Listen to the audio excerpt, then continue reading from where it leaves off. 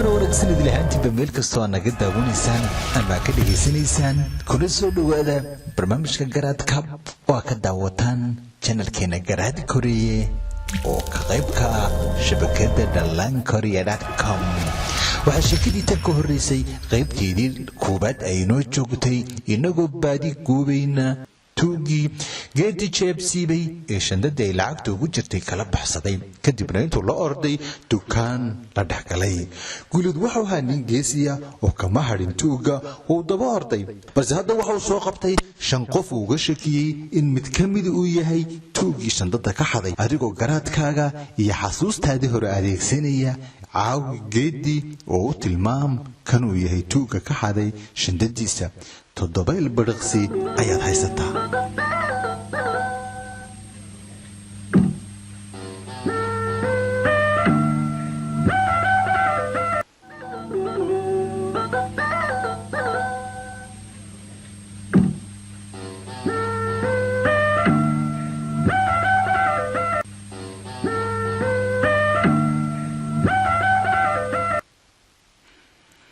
waxaan filayaa inaad garatay waa kan waxaana jira calaamado haddii bilowgii u horreysayba aad si fiican u dhugatay oo tuugaad isha ugu haysay aan kaaba qarsoomi karin waana goobta cagaaran ee jaakeedkiisa su-aasha ku xigta ayaynu u tegaynaa waxaanse filayaa inaad indhahaaga si wanaagsan markana u isticmaali doonto waa 3 qof aabe hooye iyo gabadh yar oo ay dhaleen waxaana soo weeraray dubqalooc sun badan kii ayaad badbaadin lahayd adigoo eegaya khatartay ku kala sugan yihiin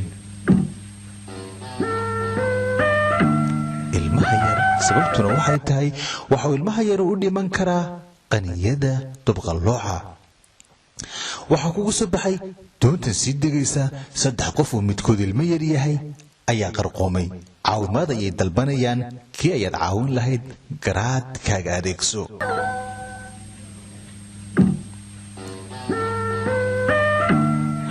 ilmaha ugu yar ayay tahay tan aan dabaalan karin waana sababtaad iyada u caawinayso waxaad ku soo beegantay reer guri ku dumay geed ku soo dhacay waa nin indhool ah nin lugaha ka dhaawacan iyo gabadh geed ku dhaawacay kii ayaad caawin lahayd garaadkaaga adeegso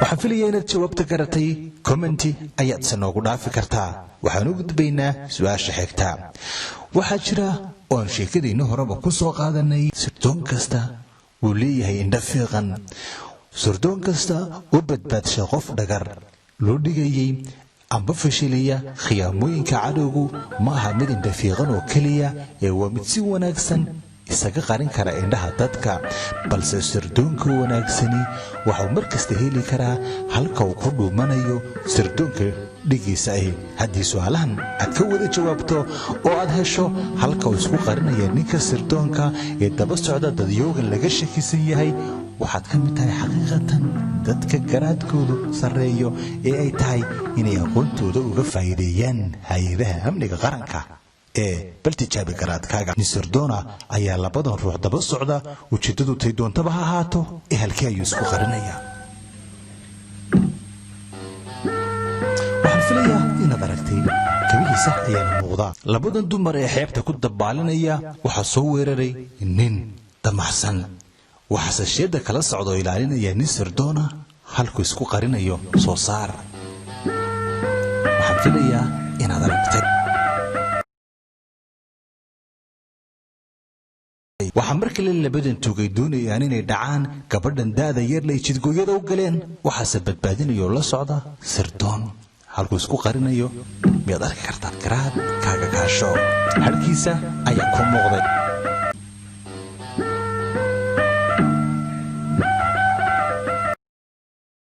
labadan qof dhibaato badan kadib waxay ku baashaalayeen gurigooda ujeeddadii doontaba ha noqotee waa la daba socdaa halkuuse sirdoonku kala socdaa garaadkaaga isticmaal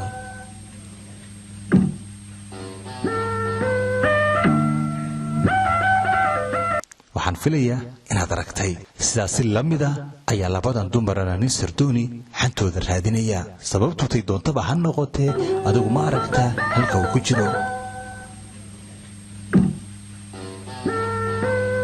waxaan filayaa jawaabta hubteed inaad aragtay.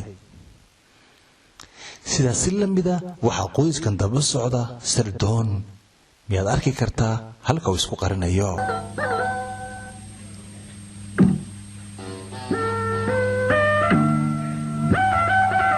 way muuqataa, laakiin waxaan filayaa inaad aragtay ee commentiga noogu dhaaf. waxaad u timi booskaaga iyo qof kaloo kula shaqeeya iyo awowga oo daldalan. kii ayaad caawin lahayd?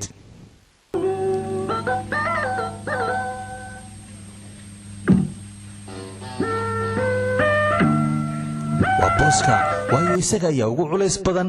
haddii aad siga sii dayso, inta kalena dhulka ayay aadayaan. waxaad ku soo baxday dab ka holcaya kaymo. wuxuuse khatar geliyey 3 xayawaan oo kala duwan. mid waliba sidiisa ayuu khatar ugu jiraa. keebaadse ku horayn lahayd oo aad badbaadin lahayd? garaadkaaga kaasho.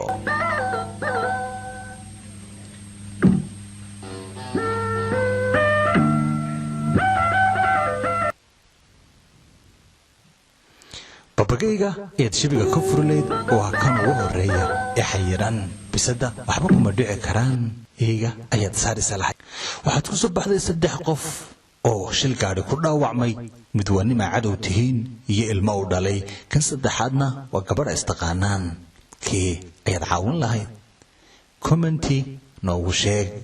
intaas ayayna ku dhan yihiin su'aalaha garaadkaab ee toddobaadku.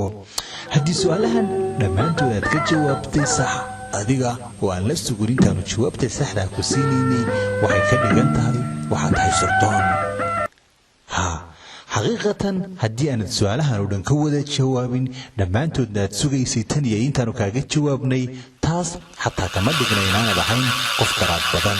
ujeedkeennuna kama dhigna inaan adiga maskaxdaada ogaano. hubina inaad garaad badan tahay iyo inaad garaad yar tahay.